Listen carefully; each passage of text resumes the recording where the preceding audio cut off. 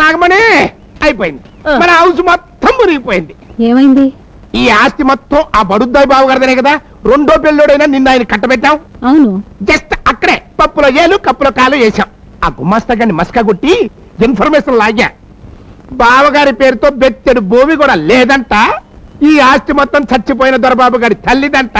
దానికి మీ ఆయన just watchman అంట. అంతేకాదు, ఆ చచ్చింది పోతూ పోతూ వీలునామాలో దొరబాబుకి పెళ్ళయ్యాక ఆడు పెళ్ళాం కలిసి సంతకాలు పెడితేనే ఈ ఆస్తిపాస్తులన్నీ మరొకరికి అమ్మినా దానం చేసినా చెల్లుద్దటమ్మా.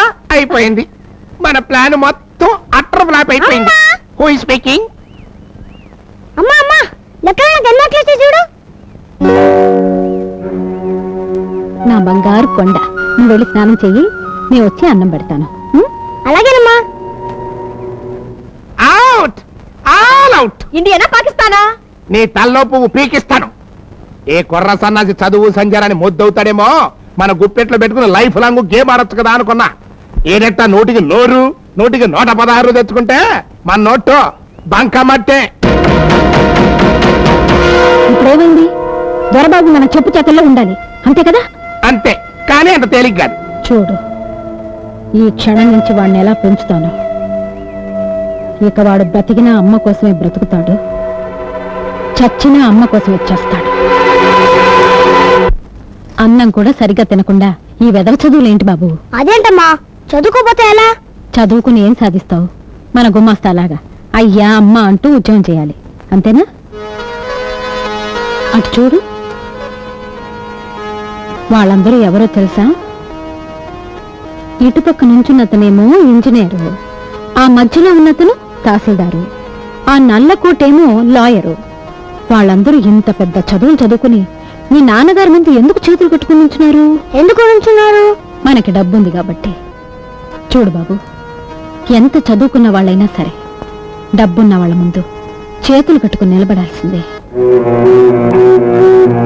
నువ్వు బాగా చదువుకుని వాళ్ళలాగా చేతులు కట్టుకుని నిలబడతావా, లేకపోతే బాగా వ్యవసాయం చేసి డబ్బు సంపాదించి కాలు మీద కాలు వేసుకుని దర్చా కూర్చుంటావా? నీకేది ఇష్టం? నాకు నా కొడుకు బాగా డబ్బు సంపాదించి కాలు మీద కాలు వేసుకుని కూర్చోవడమే ఇష్టం. సరస్వతీ నమస్తుభ్యం వరదే కామరూపిణి విద్యారంభం కరిష్యామి సిద్ధిర్భవతు మే సదా.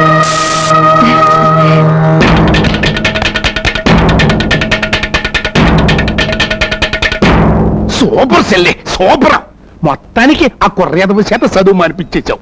ఇప్పుడు అడుట్టి మట్టి ముద్ద మనం ఎలా కావాలంటే అలా పిసుక్కోవచ్చు. చూడు, పనిలో పనిగా బావగారి బొడ్డో ఉన్నటువంటి తాళాల గుత్తి కూడా మన బొడ్డోకి వచ్చేసింది అనుకో, అప్పుడు నువ్వు హోమ్ మినిస్టర్, నేను ఫైనాన్స్ మినిస్టర్.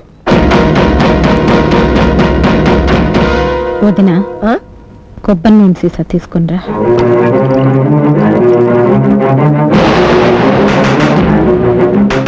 ఏమండి, భోంచేతురు కానీ రండి. వస్తున్నా.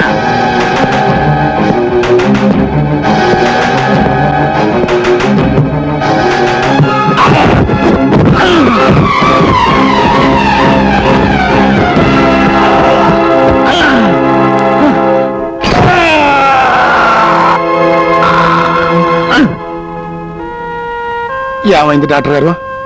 ఆయనకేం ప్రమాదం లేదు కదా? సారీ అమ్మా, వెనుకొస విరిగిపోయింది. ఈయన ఇంకా నిలబట్టం నడవటం చాలా కష్టం.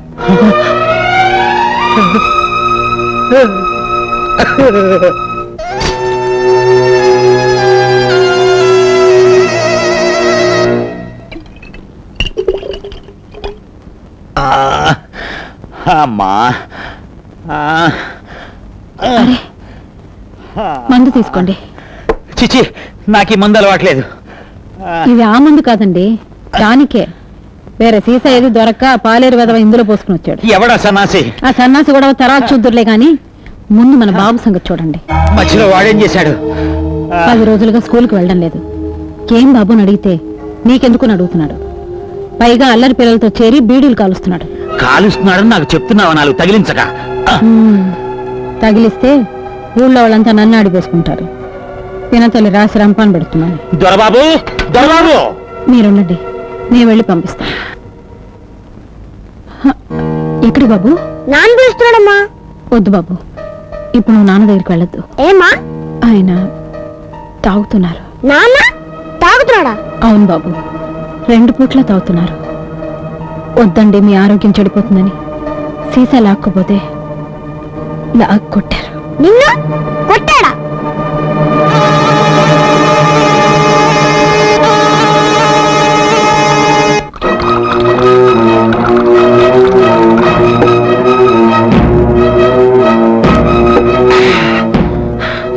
ఎరా కొత్త అలవాట్లు నేర్చుకుంటున్నావుట?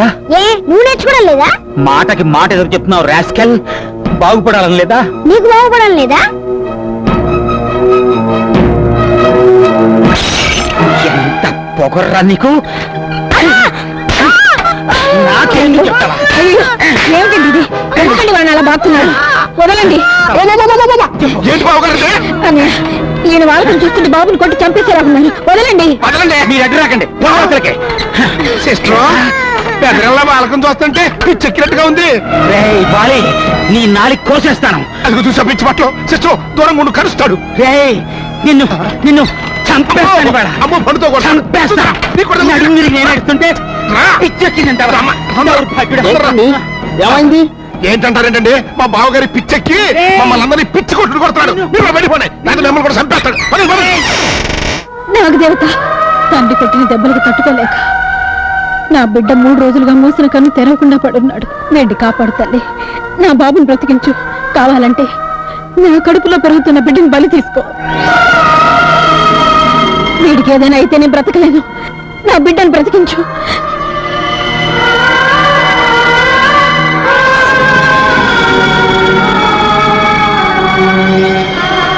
బాబు, నాగదేవత మహిమగల తల్లి నా మొర ఆలకిస్తుంది. నా కడుపులో పెరుగుతున్న బిడ్డ ప్రాణాన్ని తీసుకునైనా నిన్ను బ్రతికిస్తుంది. ఒక్కసారి ఆ దేవతకి దండం పెట్టుకో బాబు.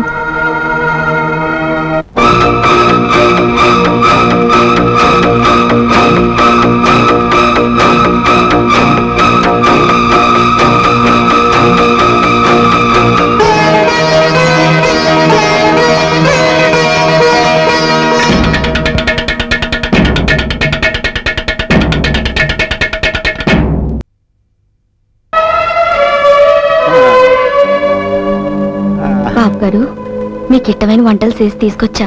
అమ్మగారు వచ్చేలోగా వేగి తినేయండి. నా ఇంట్లో నేను దొంగలా అన్నం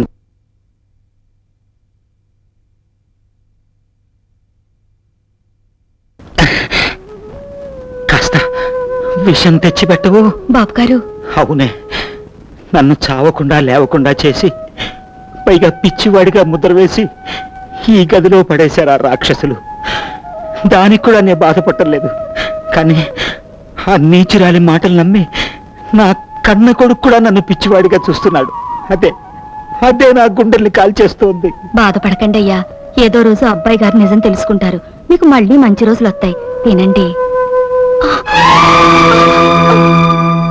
ఈ ఇంట్లో చేత్తో పని చేయాలి, నోటితో కాదు.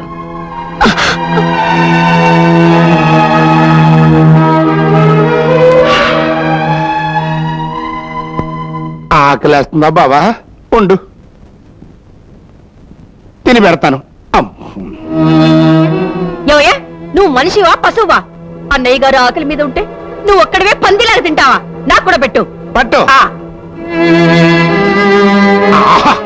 ఓహో బావా, ఏ గుడ్డు కన్నా కోడో గానీ సూపరా. నువ్వు కూడా తింది కానీ